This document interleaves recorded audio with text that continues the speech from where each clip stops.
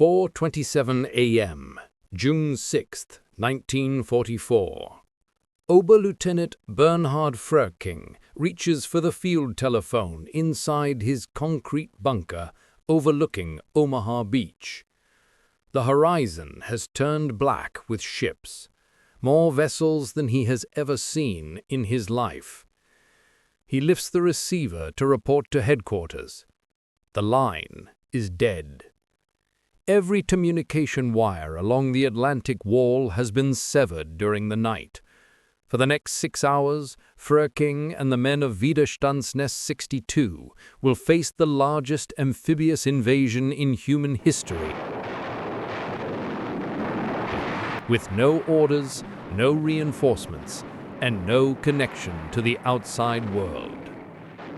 What happens in those 6 hours will be determined not by grand strategy or brilliant generals, but by junior officers making split-second decisions that will alter the course of history.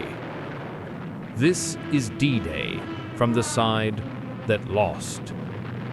Not the sanitized version where incompetent Nazis stumbled into defeat, but the brutal reality of what Allied forces actually confronted on those beaches. By minute 22, we will look into a veteran's diary together, where he describes the exact moment he understood the war was lost. What he reveals will fundamentally change your understanding of this battle. The men defending Normandy's beaches were not the elite forces of popular imagination. The German 7th Army, responsible for this sector of the Atlantic Wall, had become a dumping ground for units deemed unfit for the Eastern Front. Soldiers recovering from wounds sustained in Russia. Teenagers too young for full combat deployment. Veterans in their 40s, too old for mobile warfare. Entire battalions composed of conscripted Poles, Russians, and Czechs who wore German uniforms but harbored no love for the Third Reich. Yet interspersed among these reluctant defenders were battle-hardened units that would make the Allies pay in blood for every meter of sand. The 352nd Infantry Division held the high ground above what the Americans would call Omaha Beach. These were not garrison troops playing at war. They were experienced soldiers who had survived the Russian front, commanded by General Lieutenant Dietrich Kreis, an officer who understood defensive warfare at its most lethal. Kreis had spent months studying tide tables, mapping fields of fire, positioning interlocking machine gun nests. Every grain of sand on his stretch of coastline had been calculated for maximum killing efficiency. The defensive plan was elegant in its simplicity. Coastal infantry would hold the beaches for 6 hours, while mobile panzer divisions raced from inland positions to destroy the invasion force before it could consolidate. 6 hours. That was the critical window. If the coastal defenders could maintain their positions until mid-afternoon, German armor would arrive to drive the Allies back into the sea. The plan was sound. The positions were formidable. The men were ready. But at 2:15 in the morning, the first cracks appeared in the German response. Reports of parachute landings began flooding into 7th Army headquarters at Le Mans. Hauptmann Wilhelm Schaller, the duty officer, faced a decision that would haunt him for the remainder of his life. Standing orders required him to wake the Chief of Staff if anything unusual occurred. But Field Marshal Rommel, the one commander who might have galvanized an immediate response, was not present. He had driven to Germany 2 days earlier to celebrate his wife's birthday and to personally petition Hitler for additional panzer divisions. Schaller classified the reports as a minor raid. The Chief of Staff was not awakened. Rommel would not learn of the invasion until nearly 10 o'clock in the morning. By then, 50,000 Allied troops would already be ashore. But even with Rommel absent and High Command paralyzed, the German defenders came within a razor's edge of throwing the Allies back into the sea. What happened on those beaches was not predetermined. It was contingent on a series of decisions made by men who suddenly found themselves commanding the most important battle of the war with no guidance from above. The first of those decisions was about to be made by a radar operator on the Normandy coast, and what he saw should have changed everything. 0300 hours. Coastal radar stations detect a massive fleet heading directly toward Normandy. Oberst Walter Ohmsen, commanding radar operations for the sector, stares at his screen in disbelief. The number of contacts exceeds anything in his training or experience.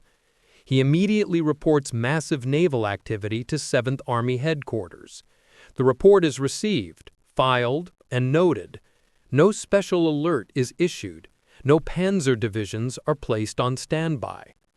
The officer who receives Ohmsen's report has seen similar radar contacts dozens of times over the previous 6 months.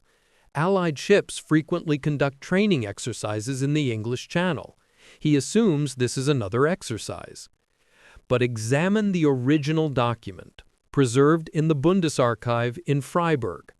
At the bottom, someone at 7th Army headquarters has added a handwritten notation in pencil: weather conditions unfavorable for landing operations. This single line appears to have convinced staff officers that the massive fleet was either a diversion or training maneuver. The weather on the night of June 5th into June 6th was atrocious: storm force winds, heavy rain, seas running at 1 to 2 meters. From the German perspective, an amphibious landing under such conditions seemed beyond reckless. It seemed impossible. The Allies had gambled everything on a narrow window of marginally acceptable conditions. The Germans, looking at the same weather data, concluded no rational commander would attempt a landing. This cognitive dissonance, seeing evidence of invasion while believing invasion was impossible, paralyzed German command at the critical moment.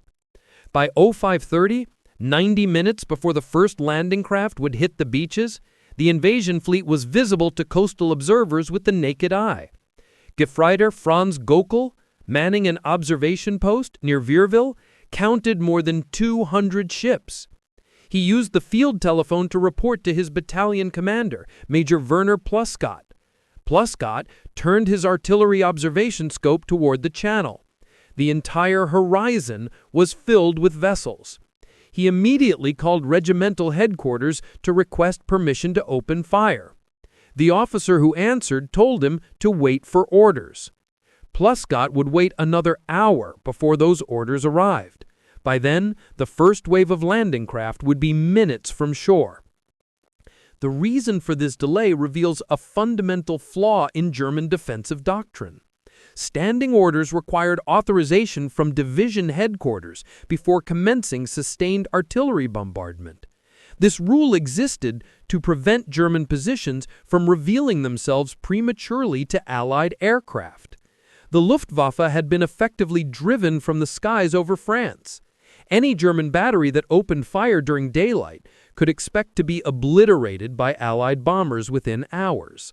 So the coastal guns remained silent, their crews watching the invasion fleet close to point-blank range while waiting for permission to fire.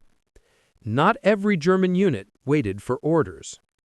At 0630, Lieutenant Frerking stood in Widerstandsnest 62 and watched the first landing craft emerge through the morning mist. His telephone line to battalion headquarters remained dead. He had no orders, no guidance, no communication with anyone beyond his immediate position. The standing doctrine was clear: do not fire without authorization. But Frerking could see American soldiers in the boats. He could count the landing craft. He understood that within minutes those men would be on the beach. Frerking made a decision that would define the entire character of the Omaha Beach landing. He gave the order to open fire. Machine guns and mortars from Widerstandsnest 62 ripped into the approaching boats. Within minutes, the water in front of the strongpoint was choked with bodies and burning wreckage. The Americans landing directly in front of Frerking's position suffered catastrophic casualties. This single bunker, firing without authorization because its telephone line had been cut, helped create the bloodbath that would give Omaha Beach its reputation as the deadliest landing zone of D-Day. The most effective defensive action of the entire morning happened because of a communications failure, not because of brilliant command. Frerking had acted because he was isolated and had no choice. But his action revealed something the Germans would not understand until it was too late. The cutting of those telephone lines was not an accident. Allied paratroopers had spent the night systematically destroying communication cables throughout the region. The Atlantic Wall's defenders were being blinded and isolated, strong point by strong point, even as the invasion fleet closed on the beaches. At 045, the first American troops reached the sand at Omaha Beach. They ran directly into concentrated fire from positions that should have been destroyed by the pre-invasion naval bombardment. The bombardment had failed. Most shells had fallen inland. Others had struck the massive concrete bunkers and bounced off without penetrating. The German defenders were intact, alert, and ready. For the soldiers of the 1st Infantry Division and the 29th Infantry Division, the next 4 hours would be the most lethal combat American forces would face in the entire European theater. The Germans had a word for what was happening: Kesselschlacht, cauldron battle. The Americans were trapped on the beach with the sea at their backs and nowhere to retreat. And then, at the moment when German defensive doctrine was working exactly as planned, a decision made 200 kilometers away would doom everything the coastal defenders were achieving. Feldwebel Heinrich Severloh crouches behind his MG-42 machine gun, 20 years old, staring at the gray mass of landing craft emerging through morning mist. The pre-invasion bombardment has left his hands trembling, but his bunker stands intact. Ammunition belts coil beside him like sleeping serpents. His field of fire sweeps 800 meters of open sand. At 0630, the voice crackles through: "Commence firing." The machine gun roars to life. For the next 9 hours, Severloh will become something he never wanted to be. Decades later, American veterans will call him the Beast of Omaha Beach. But on the morning of June 6th, he is just a terrified boy watching the beach below turn into something his nightmares will replay for the rest of his life. The killing ground functions exactly as Rommel designed. Every meter of sand falls under interlocking fields of fire. The Americans land precisely where German gunners have been aiming for months, walking straight into a mathematically perfected death trap. For 3 solid hours, the German defense works like clockwork.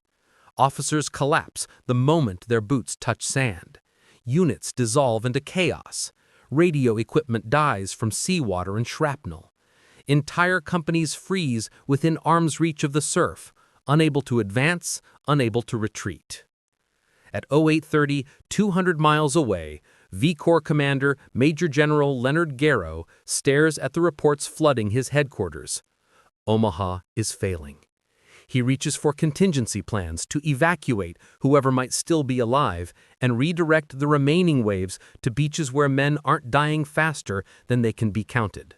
From Severloh's bunker, from Frerking's position 200 meters west, from every strong point studding the bluff, the view is unmistakable.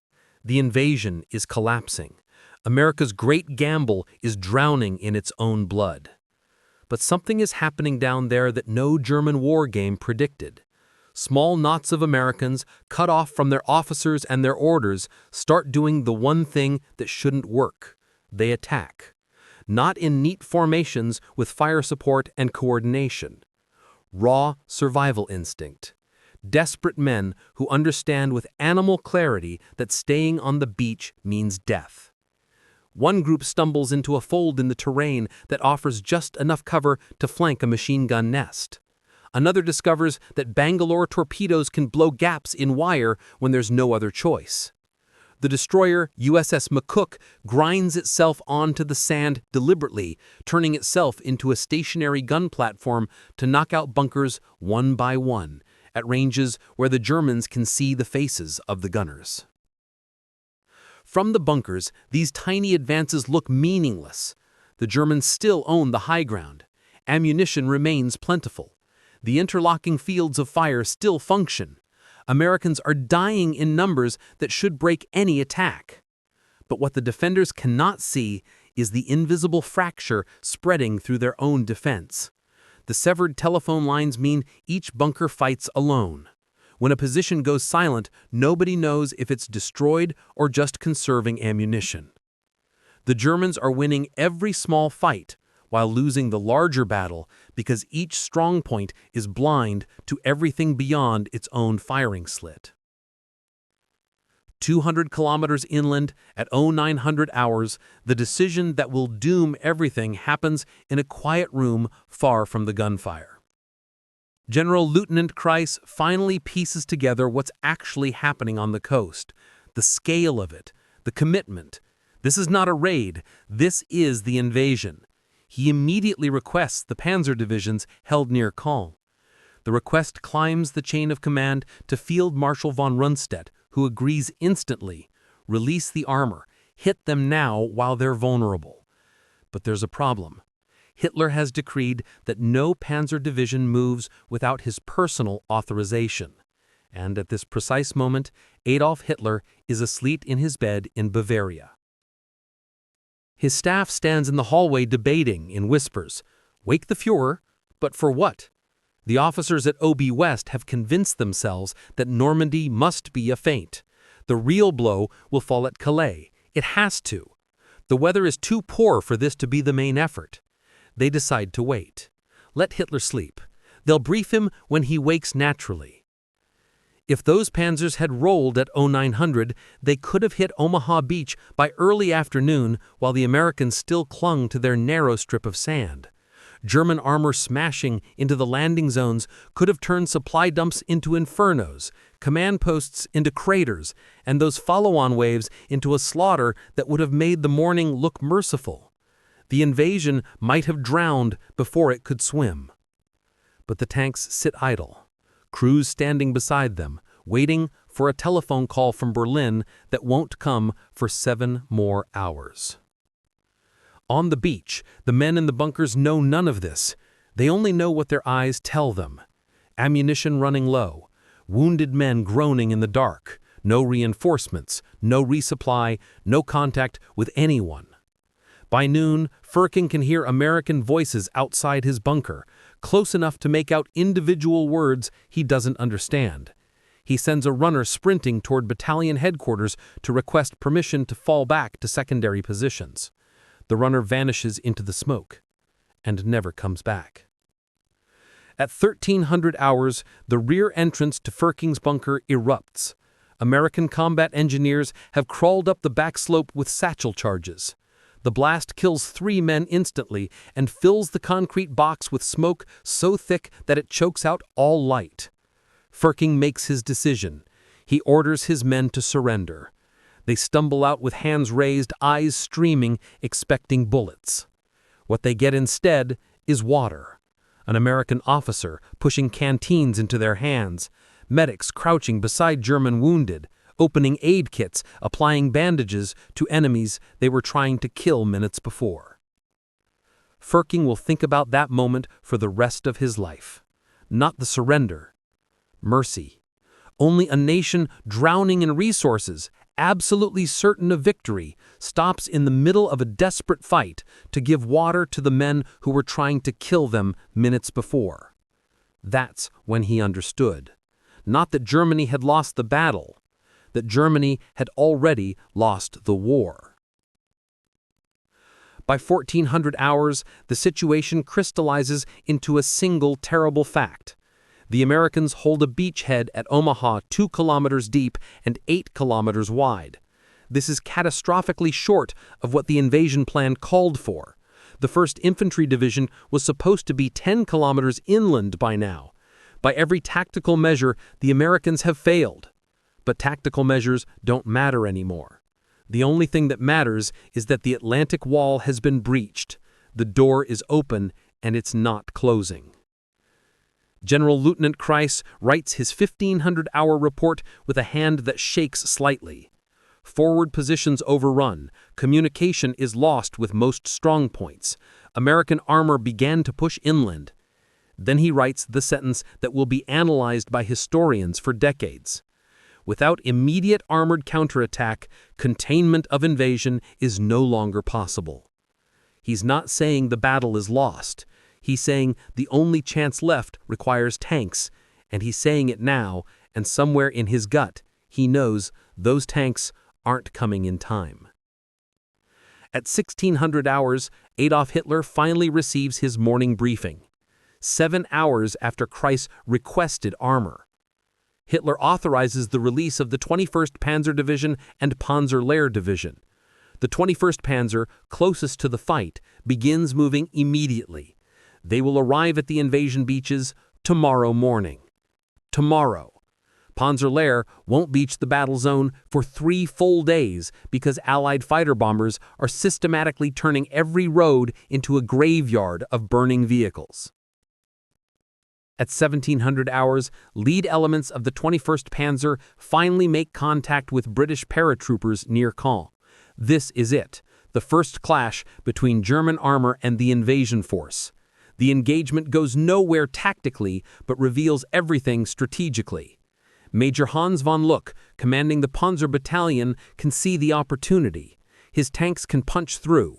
They can reach the coast. They can split the British and American landings apart. He radios for permission to continue the attack through the night. The answer comes back negative. The division commander fears the panzers will be isolated and destroyed without infantry support. Von Luck would later write in his diary. In it, he describes sitting in his command tank as the sun sets on June 6th, watching the sky fill with Allied aircraft, understanding with absolute clarity that Germany had just lost the initiative and would never get it back.